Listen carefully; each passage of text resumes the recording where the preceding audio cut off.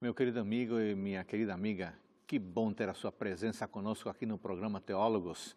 Como você já sabe, aqui nós estudamos a palavra de Deus com tempo, com calma, com profundidade. Queremos conhecer a Escritura para poder fazer mais e melhor a vontade do nosso Pai Celestial. Você pode aprofundar seus conhecimentos bíblicos usando algumas ferramentas. Eu vou lhe dar a sugestão de uma delas.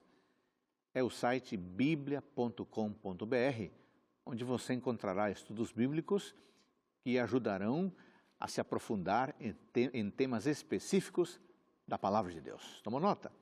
biblia.com.br. Você também pode acessar as redes sociais que aparecem na sua tela, a fim de você ter informações sobre o nosso programa, sobre convidados e sobre temas também. No livro de João, no capítulo 1, no versículo 1, encontramos o seguinte: no princípio era o Verbo, e o Verbo estava com Deus, e o Verbo era Deus. E lá no finalzinho, no capítulo 21, no verso 24, diz: este é o discípulo que dá testemunho a respeito destas coisas e que as escreveu, e sabemos que seu testemunho é verdadeiro. O Evangelho de João é muito especial. Enquanto que os três primeiros, Mateus, Marcos e Lucas, são chamados de sinóticos, este segue um caminho diferente, segue um caminho especial, e ele é direto, a tal ponto de iniciar falando já da pessoa de Jesus Cristo. No programa de hoje, queremos focar o Evangelho de João e a pessoa de Jesus como revelador. Está começando Teólogos.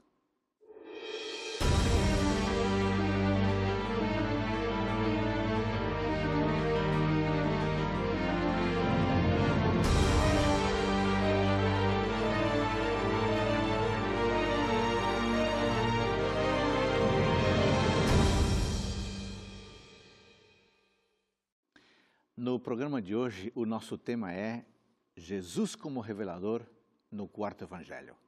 O quarto Evangelho é o Evangelho de João.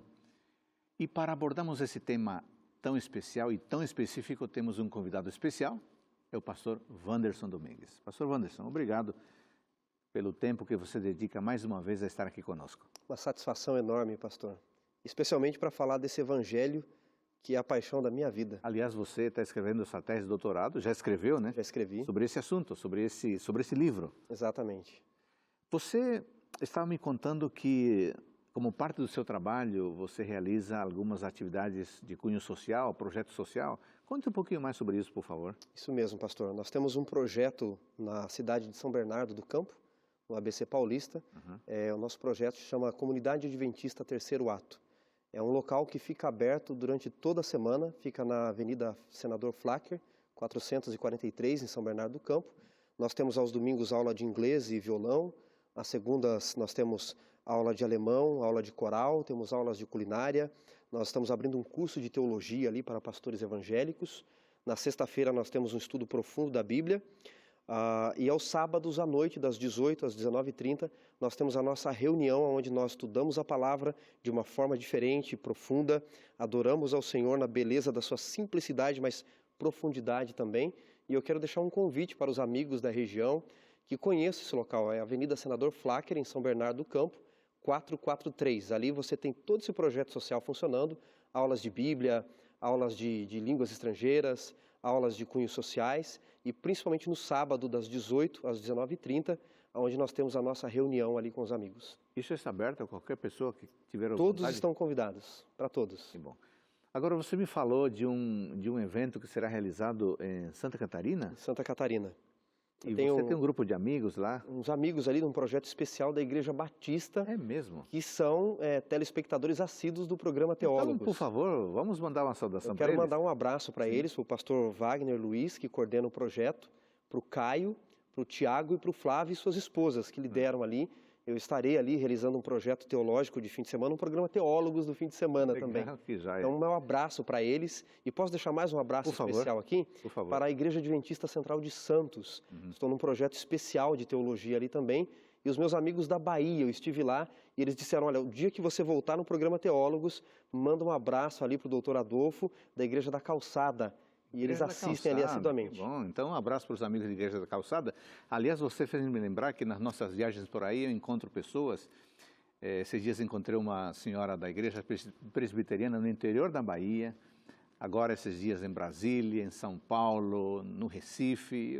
Vamos mandar uma saudação para essas pessoas que prestigiam nosso programa e que semana após semana sentam para, com Bíblia aberta, acompanhar o programa Teólogos. E queremos que você continue assistindo e que você divulgue o nosso programa para aqueles que ainda não o conhecem. Muito bem, feitas essas saudações, vamos entrar no nosso tema, pastor Wanderson. O que há de especial em relação à figura, à pessoa de Jesus no Evangelho de João? Há muita coisa aqui para falarmos. O Jesus de João é um Jesus totalmente diferente, como dissemos em outra ocasião. É um Jesus que sua identidade, origem vem desde a eternidade. Mas João quer falar um pouco mais desse Jesus. Ele escolhe a dedo os relatos que ele vai colocar neste evangelho. O evangelho de João é um evangelho simples, pastor. É um evangelho que no grego foi escrito com 800 palavras diferentes. Seria hoje, segundo pedagogos, aproximadamente um vocabulário de uma criança de quinta série. Uau. Um evangelho aparentemente simples, mas cada palavra deste evangelho, cada vírgula, as pessoas não fazem ideia de quanto papel e tinta já foi gasto para discutir tudo isso. Eu mesmo, de um capítulo, escrevi mais de 220 páginas em uma tese. Tal é a profundidade deste evangelho. Então, para falar desse Jesus, João ele escolhe 7 sinais. É um evangelho que não tem milagres. Ele chama os milagres de sinais. Ele escolhe, como o senhor acabou de ler no capítulo 20, ali no versículo 30 e 31, para mostrar que Jesus é Deus e se crermos temos vida eterna nele. Então, cada detalhe deste evangelho foi feito para mostrar que Jesus é o Jeová do Antigo Testamento, que sua origem é desde a eternidade e a forma como ele se revela é para nos salvar. Quer dizer que nós temos algumas décadas de maturação desse livro na mente do discípulo amado, né? Então ele teve todo o cuidado de escolher as palavras, selecionar as narrativas para tornar este evangelho de um modo muito especial, é isso mesmo? Isso mesmo, ele já havia escrito, João já tinha sido preso na ilha de Patmos, já havia escrito o Apocalipse. Isso. Ele volta a Éfeso quando ele é liberto, ele fica na cidade de Éfeso até o final da sua vida, e ele escreve então com mais detalhes. É provável que ele já tivesse rascunhado esse evangelho muitas vezes, e com a ajuda de assistentes literários, ele escolheu as palavras corretas. Se formos comparar o grego de João e de Apocalipse com o mesmo autor, alguns chegam a sugerir que nem é o mesmo autor, porque é totalmente diferente. O grego de Apocalipse é um grego muito pobre, embora os dois sejam o grego koiné, o de João é muito mais rebuscado, mas é fácil de entender. Lá em Apocalipse, João estava na ilha de Patmos, sem muitos recursos.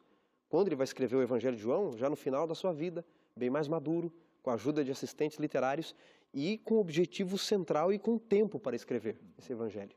Agora, a partir da narrativa do próprio quarto Evangelho, o que nós temos em relação ao contexto de João?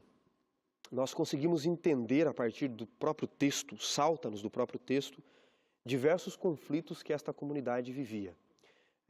Há um doutor da Universidade Católica do Chile, ele escreveu um artigo interessante no Evangelho chamado a expressão nós dentro do quarto Evangelho. João, por diversas vezes, ele se vale da expressão nós, ou seja, ele está representando a comunidade que vai ler esse livro. E ele está defendendo as crenças dessa comunidade. Por exemplo, no capítulo 3, Sim. se o nosso amigo telespectador puder nos acompanhar, no capítulo 3, no diálogo com Nicodemos, Sim.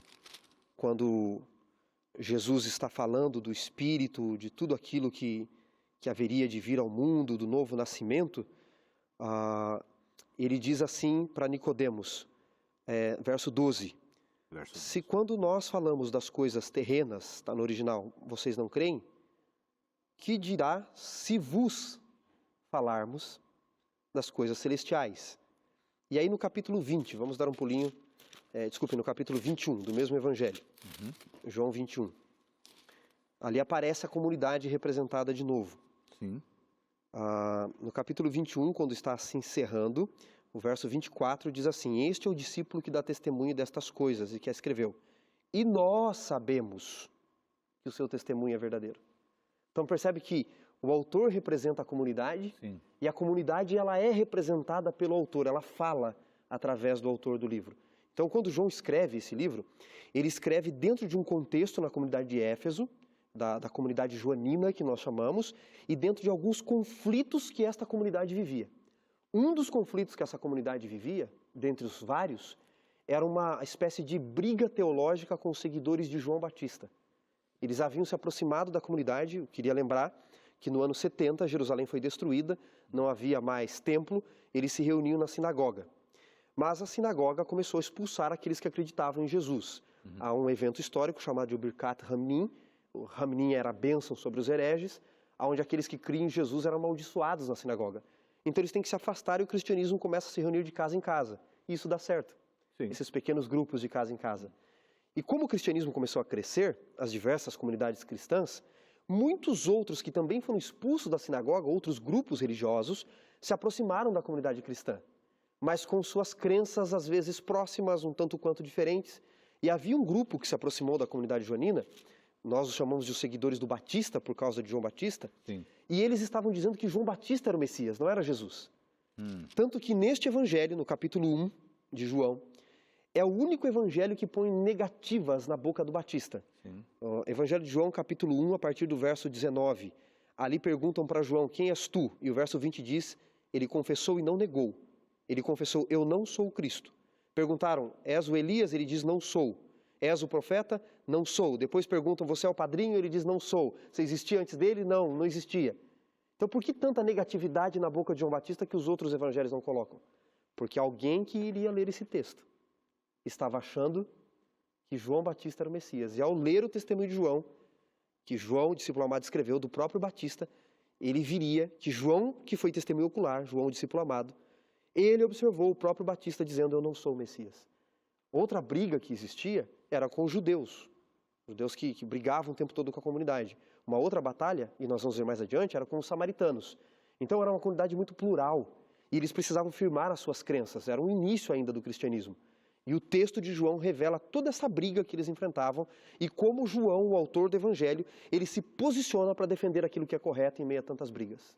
Agora, pastor Wanderson, haveria alguma motivação, uma razão especial para João começar de maneira tão direta, já defendendo a divindade de Cristo, no verso 1? Sim, porque no final do primeiro século, quando João escreve o Evangelho, e depois no início do segundo século, muitas doutrinas começaram a surgir tentando explicar quem era Jesus. Isso acontece hoje também. Nenhum acadêmico de bom senso vai dizer que Jesus não existiu. Sim. Que há 2000 anos, mais ou menos, não houve um personagem histórico, chamado Jesus, filho de José e Maria, carpinteiro em Nazaré, que teve 12 discípulos e morreu pregado na cruz. Há evidências históricas e arqueológicas demais para isso. A questão não é se ele existiu, a questão é como ele existiu. Ele era Deus ou ele era um homem, um revolucionário, um líder, um guru? O que ele era? E no primeiro século, no final do primeiro século, início do segundo, quando João vive e escreve seu evangelho, estão começando a fazer esses tipos de questionamentos. Surgem algumas doutrinas, como o gnosticismo, entre outras doutrinas que tentam explicar que Jesus, na verdade, ele era só um espírito, que não podia se tocar nele. Uma outra doutrina dizia que Jesus, na verdade, era apenas um bom mestre, não tinha poder nenhum, que ele não era Deus. Então, dentre todas essas heresias que surgiram, João ele coloca aqui no verso 14, ele é o verbo que se fez carne e habitou entre nós. Ele é Deus que veio à terra, se fez carne para nos salvar. Pastor, você mencionou que João não chama os milagres de milagres, sino de sinais. Exato, exatamente. Por que ele fez essa escolha? Isso é uma coisa muito interessante do Evangelho, muito legal essa sua pergunta. No capítulo 2, vamos trabalhar esses sinais. No verso 6, João diz assim, nas bodas de Caná haviam 6 talhas de pedra que os judeus usavam para as suas purificações, é o milagre. Aí quando ele realiza, no verso 11, ele diz, com este deu Jesus princípio aos seus sinais em Caná da Galileia. E seus discípulos creram nele. Então, ele não deu princípio aos seus milagres, ele deu princípio aos seus sinais. No capítulo 2, verso 18, os judeus perguntam, que sinal tu nos mostra para fazeres essas coisas? Sim. Eles não estão atrás de milagres, estão atrás de sinais. No capítulo 4, no verso 48, por ocasião da cura do filho do oficial do rei, Sim. Jesus diz assim, se porventura não virdes sinais e prodígios, de modo algum crereis. E, por último, capítulo 6, verso 2, diz assim, seguiam numerosa multidão porque tinham visto os sinais. Então, o Evangelho de João não tem nenhum milagre. Nós, especialistas em João, trabalhamos desta forma. ele tem 7 sinais. E aí o nosso amigo telespectador está perguntando, mas qual é a diferença de milagres e sinais? Qual a diferença? A diferença é muito simples. A diferença é o seguinte, todo sinal é um milagre. Todo sinal é um milagre. Mas nem todo milagre... Mas nem todo milagre é um sinal. Como assim? Nem todo milagre é um sinal da divindade. Nem todo milagre é um sinal da presença de Jesus. O inimigo também tem poder. Sim. Então, estes que estão relatados aqui, sinais que também são milagres, eles são evidências da divindade de Jesus. João escolhe esses 7 para que não haja dúvida de que Jesus é Deus. E quais são? No capítulo 1 vem no capítulo 2, o primeiro sinal. Jesus transforma água no puro suco da vinha, no vinho, puro suco da vinha, nas bodas de Caná. No capítulo 4, verso 46, ele cura o filho do oficial do rei, que estava doente em Cafarnaum. No capítulo 5, ele cura o paralítico junto ao tanque de Betesda. Isso. No capítulo 6, ele multiplica pães e peixes e anda sobre o mar. Até agora, 5 sinais. No capítulo 9, ele cura o cego de nascença. E no capítulo 11, ele ressuscita Lázaro.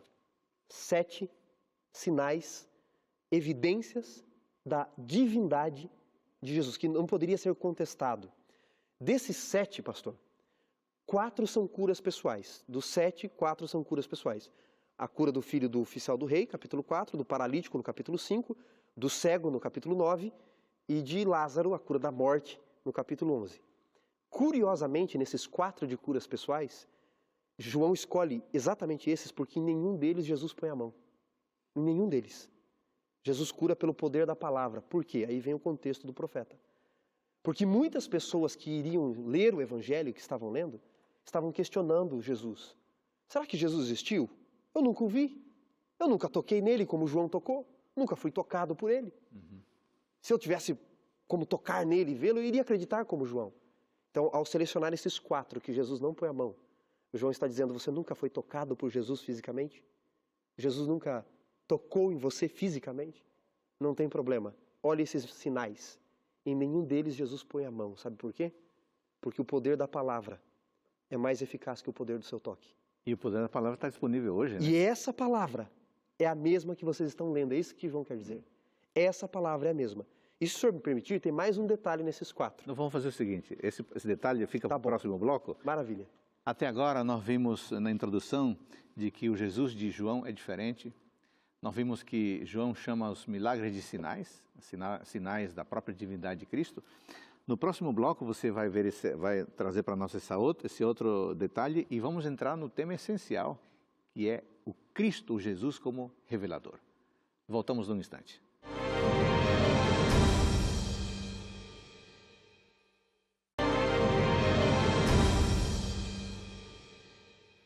No programa de hoje estamos tratando do 4º evangelho, mas focando em Jesus Cristo como revelador no livro de João. Você já nos disse, pastor Wanderson, que Jesus Cristo em João é bem diferente. E o autor começa dizendo que ele é Deus. Mas há algo que você deixou em suspense no bloco anterior. Vamos continuar a partir disso, por favor. Estávamos falando dos 7 sinais e que 4 deles são curas pessoais. Correto. E isso mostra que hoje ele pode atuar ainda não estando presente? Pode atuar, porque é o poder da palavra, que é o que conta no final. Eu disse que em nenhum deles Jesus toca, porque é o poder da palavra, mas há uma coisa que passa por alto quando a gente lê superficialmente o Evangelho.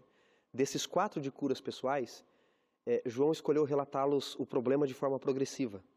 Primeira cura pessoal, Jesus cura um menino doente em Cafarnaum. Menino, doente há poucas semanas, quem sabe. Talvez até nós, se estivéssemos presentes, com um pouco de conhecimento de medicina, poderíamos ajudá-lo. Só que Jesus o cura a mais de 30 quilômetros de distância. Depois, o problema aumenta. No capítulo 5, Jesus cura um homem paralítico há 38 anos, que ele não andava. Sim. No capítulo 9, o problema é maior ainda, porque é um cego de nascença. Nunca viu. E no capítulo 11, é alguém que estava morto há 4 dias. Percebeu que o problema vai aumentando? Sim. Um menino doente há poucos dias, um homem há 38 anos, alguém doente a vida toda, alguém que não está vivo mais. Por que ele relatou desta forma? Para mostrar que o poder da palavra de Jesus tem poder para te ajudar tanto nos pequenos problemas da vida, mais simples, quanto nos maiores problemas da vida. Desde curar um menino doente há poucos dias, a ressuscitar alguém que está morto há 4 dias, Jesus tem poder. Se o seu probleminha se você achar que o seu problema é um probleminha, ou se você achar que é um problemão, não importa, João está dizendo, não importa o tamanho do seu problema, há poder na palavra para te ajudar. Maravilha. Antes de nós entrarmos na questão do Jesus como revelador, surgiu uma dúvida aqui. Você está sugerindo, então, que a construção do Evangelho é uma coisa extraordinária. João era uma pessoa muito simples, mas que poderia ter condições de fazer algo tão extraordinário sendo uma pessoa tão simples? Tem vários detalhes nisso. João era um pescador, não é? Primeiro, João está no final da sua vida, ele já aprendeu muito. Ok. João era um dos homens mais velhos do mundo, né? Nós estamos falando aqui do ano 90 para o ano 100. Sim. Então, João tinha quantos anos já? Já. Ele era bem velho, bem experiente, né? Bem experiente de vida. Agora, em sua velhice e experiência, ele já havia aprendido muita coisa. Ele se vale também de assistentes literários. Mas tem mais do que isso. Tem o pensamento judaico por detrás dessa construção. A narrativa judaica, desde os mais simples e mais profundos escritores, desde o Antigo Testamento, era a forma deles escreverem.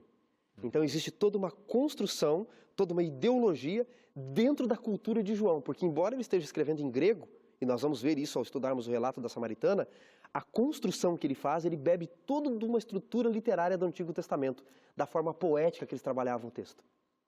Muito bem. Então, vamos agora, já que você anunciou aí, aprofundar esse tema sobre o Jesus revelador. E você aqui vai utilizar o capítulo 4, não é isso? Vou me valer mais do capítulo 4, pastor.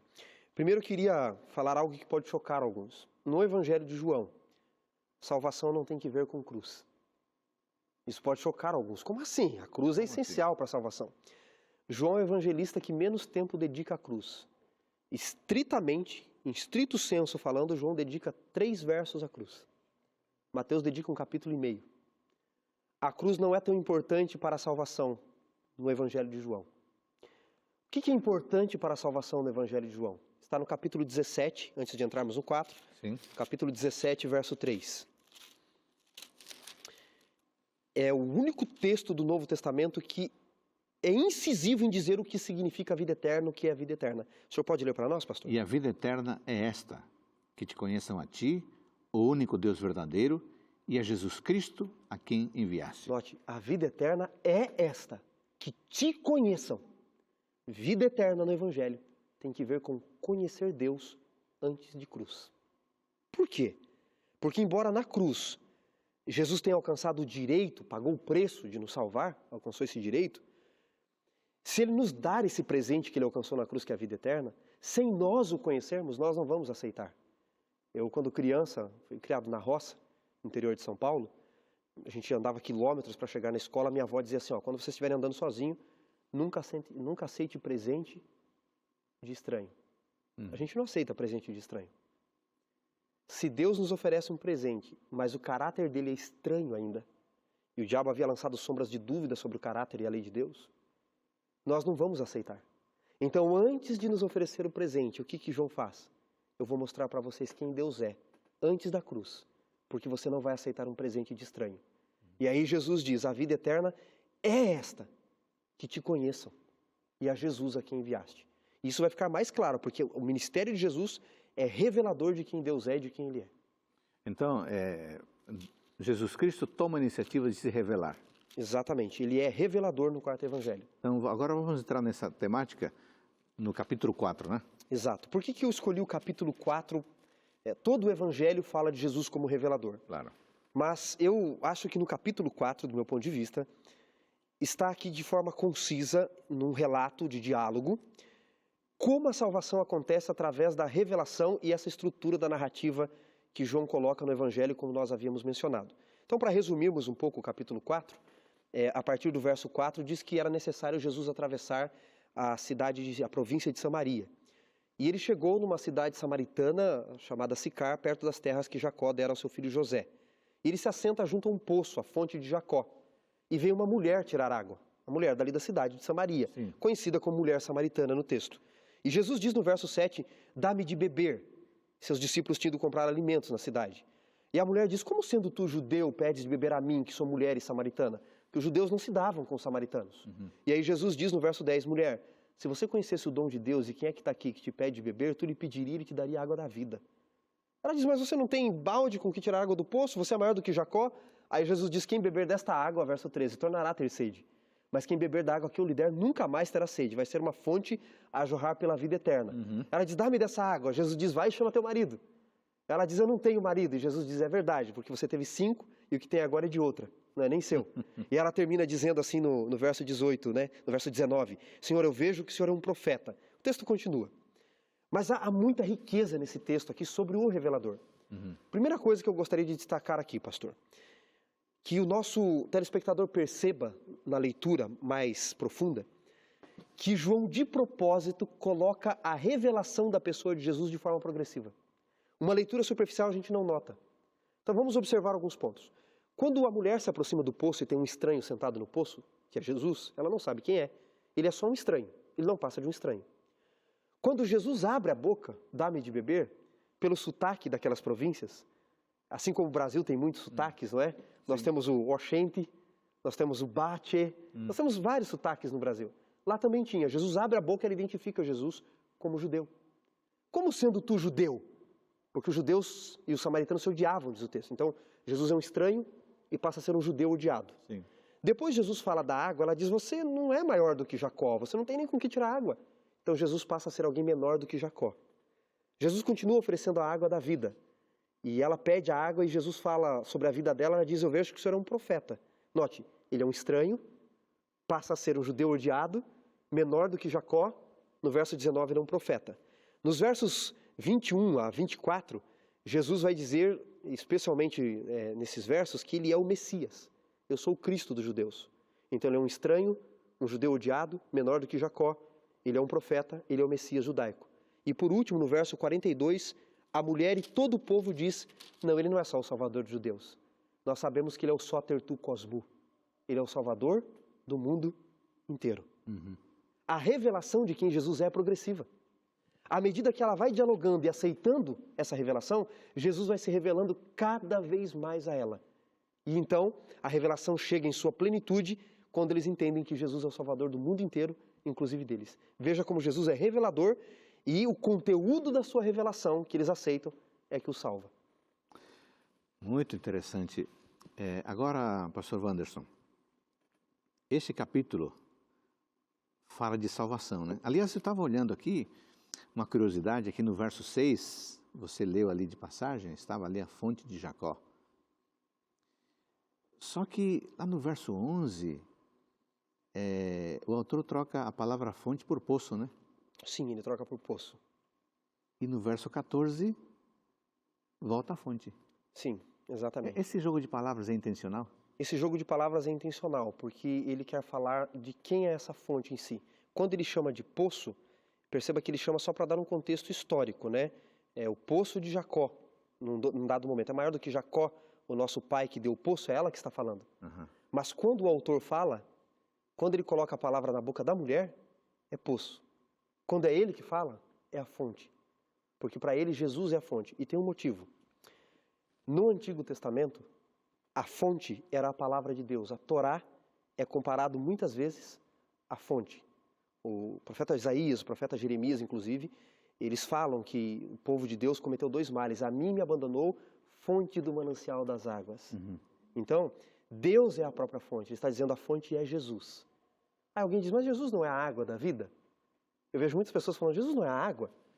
Pastor, Jesus disse ser muitas coisas na Bíblia. A porta das ovelhas, o Filho de Deus, o alfa e o ômega, o primeiro e o último, o princípio e o fim. Mas ele nunca disse que ele era água. Ele disse ser o pão da vida, mas ele nunca disse que ele era a água da vida. Curioso isso. Ele é a fonte. Sim. E ele, como fonte, oferece a água. Se Jesus é a fonte, quem é a água? Curiosamente, no capítulo 7 de João, está a resposta. João 7, verso 37 em diante, diz assim, no último dia da grande festa, Jesus se levantou e exclamou, se alguém tem sede, venha a mim e beba. Quem crer em mim, como diz a Escritura, do seu interior fluirão rios de água viva. Agora note o verso 39. E isto dizia ele com respeito a quem? Ao Espírito Santo que haveriam de receber o que nele cresce. Porque o Espírito não fora dado. Portanto, quando no capítulo 3 ele fala para Nicodemos nascer da água, 3 verso 5, quem não nascer da água e do Espírito, no original grego está quem não nascer da água e Espírito.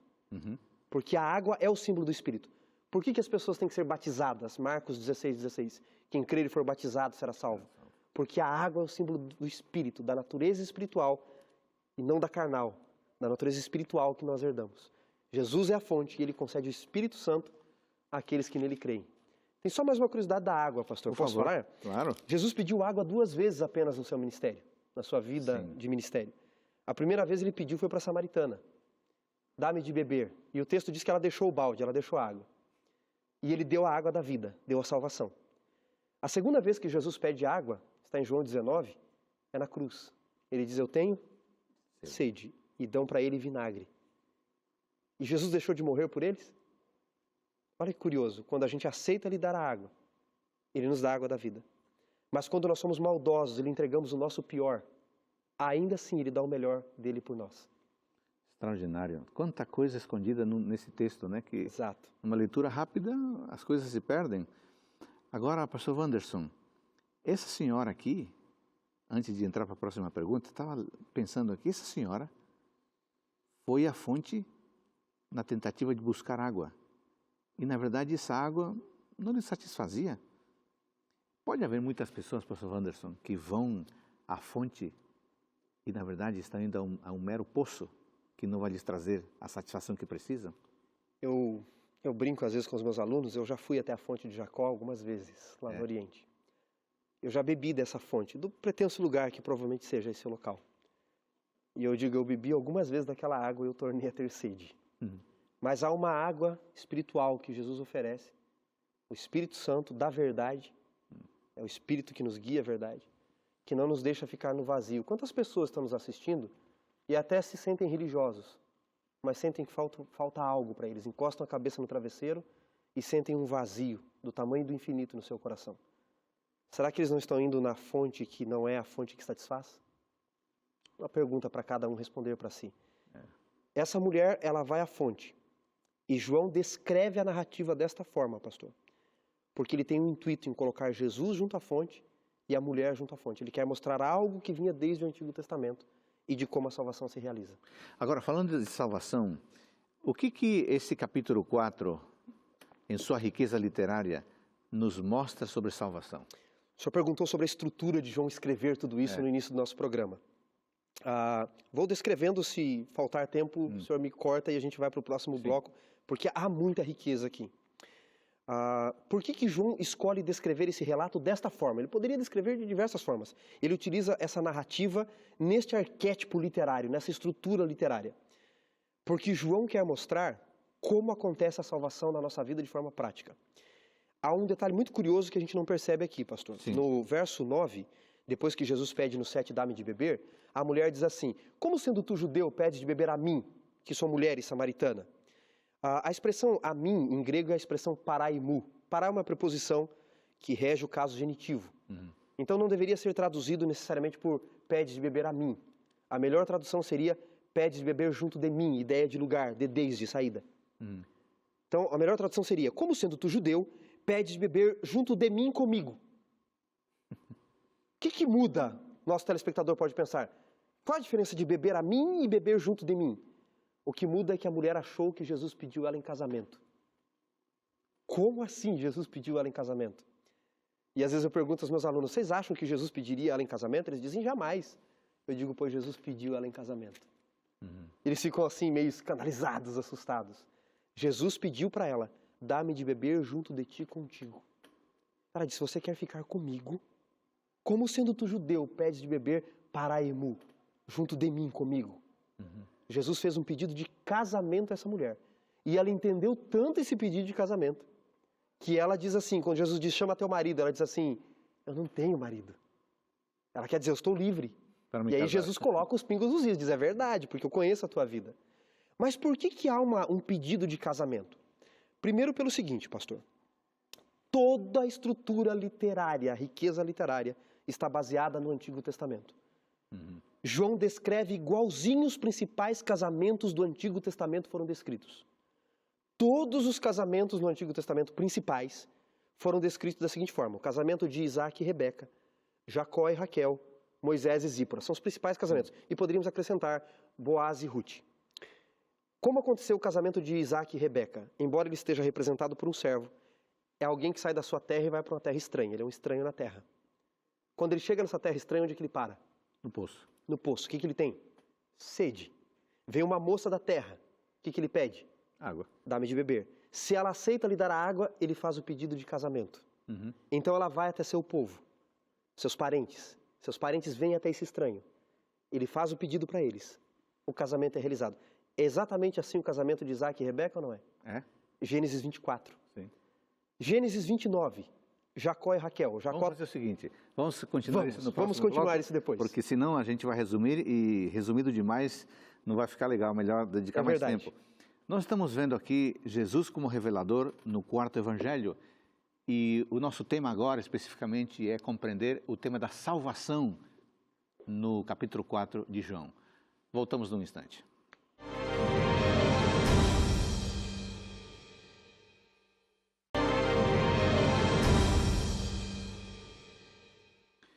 No programa de hoje estamos estudando Jesus Cristo como revelador no quarto evangelho, o Evangelho de João. Pastor Wanderson, você terminou o bloco anterior aí com uma informação muito interessante e que pode ser uma novidade para muita gente, e essa estrutura literária de um pedido de casamento de Jesus aqui, Exatamente. Mulher, e você se remeteu à própria construção da frase aqui no grego. E você mencionou o exemplo de Isaac. Isso. Mas não é só o exemplo de Isaac que Tem temos, outros exemplos. Quais são os outros? Todo o arquétipo literário, as narrativas de casamento, Robert Alter, que é um estudioso da literatura hebraica e narrativa hebraica, ele fala de narrativas de noivado. Funciona da seguinte forma: um estranho junto ao poço, um estranho naquela terra, para junto ao poço, se assenta no poço, tem sede, vê uma moça, pede de beber. E isso aconteceu com Isaac, como nós vimos no bloco anterior. Isaac e Rebeca, embora Eliezer estivesse representando. Em Gênesis 29, acontece com Jacó da mesma forma. Jacó está fugindo de Esaú, então ele é um estranho naquela terra. Ele está cansado e com sede, ele para junto a uma fonte. Ele tem sede. Tem uma briga por causa da água, mas aparecem as moças daquela terra. Sim. Ele pede a água, elas aceitam lhe dar água, não precisa brigar com elas por causa da água. Ele se apaixona por Raquel. Ele pede ela em casamento. Ela vai até Labão. Labão vem até ele. O casamento é fechado, embora seja 7 anos depois, mas ele está negociado ali. Em Êxodo 2, o casamento de Moisés e Zípora. Moisés está fugindo de Faraó. Ele é um estranho naquela terra, dos midianitas. Sim. Ele para junto a uma fonte. Ele tem sede. Também tem uma briga por causa da água, mas vem as moças dali. Depois da briga por causa da água com estranhos, elas lhe dão a água. Ele se apaixona por Zípora, pede em casamento. Ela vai até seu pai vem até Moisés. Ele pede em casamento, o casamento é realizado. Mesmo Ruth e Boaz, embora estejam no eirado, a estrutura é a mesma, a narrativa de casamento. Agora note como João descreveu Jesus e a samaritana. Jesus é um estranho na terra. Onde é que ele para? Junto ao poço. O que ele tem? Sede. Vem uma moça da terra. Dá-me de beber. Ela aceita lhe dar a água.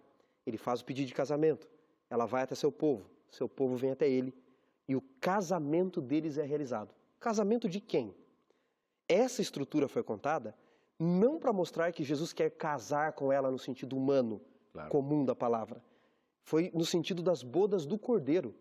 E essas bodas ocorrem quando no verso 42, todo o povo e a mulher dizem: este é o Salvador do mundo inteiro. Eu tenho que lembrar a todos, pastor, que a linguagem do casamento, das bodas na Bíblia, é linguagem de salvação. Em Mateus 25, quando Jesus quer falar que vai nos salvar, ele conta a história do noivo e das 10 virgens, que veio buscar a noiva e algumas dormiram. Ele fala das bodas do Cordeiro, em Apocalipse diz que a sua esposa, que é a igreja que está esperando, está preparada, adornada para ele. Então toda a linguagem de bodas é a linguagem de salvação. Inclusive na cultura judaica, o dia do casamento para os judeus é o dia do Yom Kippur, é o dia da expiação. Para os noivos é o dia da salvação. Então este casamento que Jesus quer realizar é o casamento das bodas do Cordeiro. Tanto que quando a mulher diz eu não tenho marido, ele diz a verdade, porque você teve 5 e o que tem agora não é seu.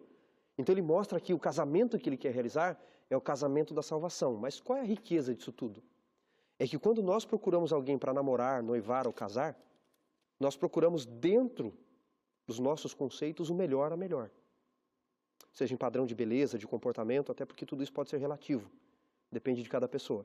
Mas nós procuramos o melhor. A gente não vai namorar, noivar, casar e vai buscar o pior. A gente sempre procura o melhor para estar do nosso lado. Quando Jesus foi realizar as bodas do Cordeiro, quem que ele foi procurar? ele foi procurar o pior povo e dentro do pior povo, ele foi procurar a pior mulher. O texto diz no verso 6 que ela ia buscar água na hora sexta. Não era uma hora apropriada, né? Pastor, eu já tirei muita água de poço, eu cresci na roça. A gente só tira água de poço de manhãzinha e quando está para escurecer. Porque o sol é muito forte para você carregar aquele balde todo. Essa mulher ia meio-dia, porque nem aquelas mulheres da região gostavam dela. Então note, as bodas do Cordeiro, a salvação de Cristo, o casamento do Cordeiro é realizado com o pior povo. E dentro do pior povo, ele busca a pior pessoa. E talvez alguém esteja se sentindo pior, né? Sim. Olha, eu tenho tantos pecados na minha vida, eu tenho tantos erros, Deus não pode me amar. Bom, o texto diz que este revelador veio atrás de gente como a gente, dos piores. Agora, é muito bonito isso, porque mostra toda a graça de Cristo. Entretanto, aqui no verso 16, eu leio assim, disse-lhe Jesus, vai, chama teu marido e vem cá. Posso pensar, pastor Wanderson, a partir desse confronto, porque quando Jesus fala do marido, imagino que ele evoca toda uma memória de más lembranças. No processo da salvação, que está tão claro aqui como você está escrevendo, no processo de salvação de Cristo, ele também pode nos confrontar com nossos maus momentos e curar nossas memórias? Sim, e deve fazê-lo, pastor. Ninguém vai conseguir a cura se não reconhecer que está doente e precisa do médico. Então, nesse processo de salvação, Jesus mostra para ela quem ela é de verdade. Ao mostrar que conhece a vida dela, ele não faz para acusar, não, mas para ela ver o quanto ela precisa dele. Haviam permissões rabínicas de que, dependendo do caso, uma mulher poderia ter até 5 maridos. Haviam casos assim. Essa mulher aqui, o texto é claro, ela tem 5 mesmo. Esses 5 eram legítimos. Provavelmente por viuvez ou situações, mas eram legítimos. O 6º não era dela. Ela estava com o homem de uma outra pessoa. Era adultério. Então Jesus mostra das dificuldades da vida dela perder pessoas que ela amava, mas mostra também dos erros da vida, de ela estar com quem ela não deveria estar. Mas Jesus a ama a si mesmo e quer resgatá-la. Muito bem. Essa estrutura literária toda que você resumiu aqui, pastor Wanderson, o que isso nos mostra de Jesus como o revelador? Toda essa revelação de Cristo, eu disse que aqui está conciso, o que o Evangelho todo vai descrever. Ao longo de todo o Evangelho vai mostrar que isso que ele fez com a samaritana, revelar-se a ela aceitar a revelação e a salvação acontecer na vida ainda que do pior, isso pode acontecer na vida de todos nós. E isso está presente desde o capítulo 1. O tema da água está presente em vários momentos aqui. Note, no capítulo 2 ele transforma a água em puro suco da vinha, o vinho. E só para esclarecer, pastor, alguns perguntam, Jesus transformou a água em bebida alcoólica ou não alcoólica? A palavra era a mesma, ok? Essa palavra era a mesma em grego. Agora, é o melhor vinho. Jesus não transformaria nada que fizesse mal ao nosso corpo, tá bom? Portanto, o puro suco da vinha qual é? O vinho, não fermentado. Mas por que ele transforma a água em vinho? Porque as águas eram de purificações. Todo judeu, para entrar numa festa, ele teria que se purificar. Então, eu imagino um judeu chegando para essas bodas e dizendo, eu quero me lavar para entrar na festa. Onde Cristo está nas bodas, as bodas agora é de Cristo ali. E o servo diz, não tem água, e o poço é longe. Então, não vou entrar na festa. Você que sabe, ou você fica com as suas tradições, ou você participa da festa no melhor vinho que Cristo transformou. As tradições humanas não salvam. No capítulo 3, ele mostra para Nicodemos a necessidade de nascer da água. No capítulo 4, ele oferece a água. No 5, tem as águas falsas da cura. No 6, ele domina sobre as águas. No 7, ele diz que o Espírito é água. No bloco do 7 e do 8. No 9, quando ele cura um cego, ele manda o cego até onde? Até a fonte de Siloé, que vem do hebraico Shalá, que significa enviado. Quem é o enviado? É Jesus. Então, ao curar o cego, ele está dizendo, você só pode ver de verdade se você for enviado pelo enviado até o enviado. E lá vai ter a água da vida, que é o Espírito Santo. Então, toda a estrutura de revelação está presente ao longo do livro. No capítulo 1, no versículo 18, João escreve assim, ninguém jamais viu a Deus. O unigênito que está no seio do Pai é quem o revelou. Então, ele já começa no capítulo 1 com a revelação. Você quer saber quem é Deus? É só através do unigênito Filho de Deus. É Ele quem revela quem Deus é. E ao longo de todo o Evangelho, a revelação vai acontecer de quem Deus é, do caráter de Deus, para Ele nos dar a vida eterna, para não aceitarmos o presente de um estranho, na pessoa de Jesus. Lá no capítulo 12 e no 14, ele vai deixar isso mais claro. No capítulo 12, no verso 45. Vamos dar um pulinho lá. Vou pedir para o senhor ler para nós, pastor. 12, 45. Isso. E quem me vê a mim, vê aquele que me enviou. Então, de novo, ele está dizendo, vocês querem revelação? Olhem para mim. No capítulo 14, nos versos 8 e 10. Replicou-lhe Filipe, Senhor, mostra-nos o Pai, e isso nos basta. Jesus responde, não crês que eu estou no Pai e que o Pai está em mim? As palavras que eu vos digo, não os digo por mim mesmo, mas o Pai que permanece em mim faz as suas obras. Ele diz, então, mostra-nos o Pai. E Jesus diz, quem vê a mim, vê ao Pai. Jesus, como revelador, ele revela o quê? Ele revela quem o Pai é. Depois ele vai dizer que ele revela as obras do Pai, porque mais adiante ele diz, Pai, eu lhes dei a conhecer as tuas obras, eu lhes dei a conhecer o teu nome. Sim. E ao revelar o Pai, Jesus está também se auto-revelando, porque eles têm o mesmo poder, a mesma eternidade, o mesmo propósito e o mesmo caráter. Então Jesus revela de maneira vertical e de maneira horizontal. Revela as obras do Pai, e de bondade, de amor, e revela também o caráter do Pai e o dele mesmo. Quem ele é. Esse Deus a quem Cristo revela, é possível conhecê-lo na pessoa de Cristo. Na pessoa de Jesus. O que posso dizer para nosso amiga que quer conhecer a Deus, a partir dessa explicação? O que aquela pessoa tem que fazer para conhecer a Deus? Jesus falou umas palavras muito fortes no capítulo 14, no verso 6.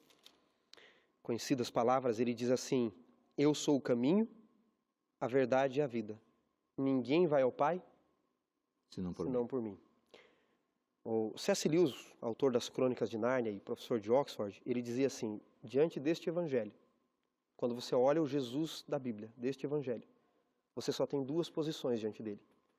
Ou você, como Tomé fez no capítulo 20, se inclina diante dele e diz, Senhor meu e Deus meu, e o adora, a Jesus como Deus, ou você vai esbofetear a sua face, cuspir em sua face e dizer ele é um louco. Ou Jesus é um louco, ou Jesus é Deus. Fora isso, disse C.S. Lewis, não me venha com meio termo dizendo que ele é um bom mestre, um bom revolucionário, um grande líder, porque esta foi a única opção que ele não deixou. Ou você o aceita como Deus, ou você o nega porque ele é um louco. Mas não venha com meio termo. Então, como conhecer a Deus? Se aproxime de Jesus. Do Jesus de João, do Jesus dos demais evangelhos, do Jesus que Paulo mostra. É a melhor forma de nós, em nossas limitações, em nosso pecado, conhecermos quem Deus é, através do revelador que é Jesus Cristo. Aliás, pastor Wanderson, esse mesmo autor que você menciona, C.S. Lewis, no livro Surpreendido pela Alegria, quando ele se aproximou desse Jesus Cristo, ele narra lá que na madrugada, sozinho, ajoelhado, ele diz aqui, Deus, aqui está o mais novo e relutante converso de toda a Inglaterra. Uau. Quer dizer, ele mesmo experimentou, né, do que ele passou a escrever depois, né? Então, é extraordinário pensar que uma pessoa tão simples como João tenha deixado coisas tão profundas no seu evangelho. Vamos voltar aqui ao capítulo 4. No capítulo 4, no versículo 41, muitos outros creram nele por causa da sua palavra. Está falando da senhora, né? Poderia pensar aqui, a partir desse texto, pastor Wanderson, que quando uma pessoa experimenta a salvação através do revelador Jesus Cristo, essa pessoa passa a cumprir uma missão de falar e levar essa experiência a outros? A mulher samaritana é a primeira missionária bem-sucedida da Bíblia, né? Totalmente, né? Logo no início do ministério, né? A primeira mais bem-sucedida. É muito curioso porque os samaritanos tinham uma crença numa espécie de Tareb, num profeta messiânico que viria. Sim. E uma das formas de conhecerem esse Messias que viria para eles é que ele nos diria todas as coisas. Por isso Jesus revela, é revelador. Porque eles só acreditariam se esse Messias revelasse as coisas ocultas. Isso acontece também na comunidade de Qumran. Na caverna 4, no Q2, foi encontrado alguns pergaminhos ali, e eles tinham uma espécie de crença num profeta que viria para revelar as coisas, derramar águas de justiça sobre o povo. Então, essa crença estava em toda a região ali presente, como nós podemos ver. Agora, tem uma coisa curiosa aqui, pastor, que é importante ressaltar, é que quando a mulher vai, eles vêm até Jesus e eles creem de início, porque ela diz assim no versículo 28, quanto a mulher deixou seu cântaro com água para Jesus, né? Foi até a cidade e disse aos homens, venham e vejam um homem que me disse tudo quanto tenho feito, é a crença no revelador. Será este porventura o Cristo? Saíram da cidade e vieram ter com ele. Então, nesse verso 41, muitos outros creram nele por causa da sua palavra, já é a sequência do verso 39. Okay. Uhum. Porque ele aceita ficar com os samaritanos 2 dias, diz o verso 40. E creram nele por causa da sua palavra. Por que João faz questão de destacar isso aqui? Okay. Uhum. Porque o gnosticismo estava muito presente nos dias de João. E muita gente dizia que depois que conhecia Deus, tinha salvação em si mesmo. João faz questão de destacar, não, que não é autoconhecimento, é conhecimento do alto. É diferente do gnosticismo. A salvação não está na mulher, a salvação está em Cristo. E tem um outro detalhe que João foi detalhista aqui, porque Flávio Joséfo diz que nos dias dele, vários missionários que chegavam, para descobrirem se era um enviado de Deus, não podia ficar mais que 2 dias. Se ficasse mais que 2 dias, não era de Deus. E Jesus fica 2 dias. Você mencionou anteriormente que Jesus, como revelador, revela o caráter do Pai, o amor do Pai. O que mais que Jesus revela sendo o revelador aqui no Evangelho de João? Além de revelar o caráter do Pai, ele revela as obras do Pai ao nosso favor. Ele diz isso claramente no capítulo 6, no capítulo 8, no capítulo 17. Eu lhes dei a conhecer as tuas obras. Ele fala, as obras que eu pratico não são minhas, são daquele que me enviou. Ele diz isso no capítulo 5 e no capítulo 7. Então ele revela que a obra de salvação é uma obra do Pai, não só dele. Às vezes a gente pensa que Deus, o Filho, é um Deus bondoso, amoroso, e Deus, o Pai, é rabugento, maldoso, vingativo. Não. As obras de salvação são as obras do Pai através de Cristo. Então ele revela o nome do Pai, ele revela o caráter do Pai, ele revela as obras do Pai, e ao fazer isso, ele se auto-revela. Porque ele vai dizer no capítulo 5, por exemplo, no versículo 17 e 18, o senhor pode ler para nós? Mas ele lhes disse, meu pai trabalha até agora, e eu trabalho também. Por isso, pois, os judeus ainda mais procuravam matá-lo, porque não somente violava o sábado, mas também dizia que Deus era seu próprio pai, fazendo-se igual a Deus. Então, quando ele revela as obras do Pai, o trabalho do Pai, que trabalha e eu também trabalho, e ele diz, ele é meu Pai, ele se faz igual ao próprio Deus. Então ele está dizendo o seguinte, eu sou o próprio Deus também. No envio de Jesus, ele não recebeu uma mera ordem de vir. Jesus, ele se auto-envia também. Foi objeto da minha análise em mestrado, os verbos pempo e apostelo no Evangelho, uma outra discussão longa, mas muitos questionaram, como Rudolf Bultmann, de que Jesus, se ele foi enviado por Deus, o Pai, então ele recebeu uma ordem. Se ele recebeu uma ordem, ele era menor do que Deus antes de se encarnar. Ele já era menor. E quando a gente analisa o verbo enviar, que são os verbos pempo e apostelo, de onde vem a palavra apóstolo, o enviado, a gente vê que toda vez que João fala da origem da missão de Jesus, está sempre na voz médio-passiva. Ele recebe e pratica a ação de se auto-enviar ao mesmo tempo. Ou seja, o Pai participa, mas o Pai não manda. Ele também se auto-prontifica a vir. Por isso ele está revelando quem ele é em sua natureza e quem o Pai é também. Pastor Wanderson, muito obrigado, porque você nos ajudou a entender aqui as riquezas, pelo menos do tempo que tivemos, né, de Jesus como revelador no quarto evangelho. E agora, o que você vai fazer com todas essas informações, especialmente com a informação da salvação? Jesus Cristo ofereceu a salvação para a mulher samaritana, e essa salvação está disponível a todos nós. Você quer uma sugestão? Tome a sua Bíblia, leia com atenção, quem sabe releia o capítulo 4, e se aproprie desse dom de salvação que Deus ofereceu à mulher e que está disponível para você e para mim hoje. Não deixe o tempo passar. Faça isso agora. Obrigado, pastor Wanderson. Obrigado a você. Até o nosso próximo encontro.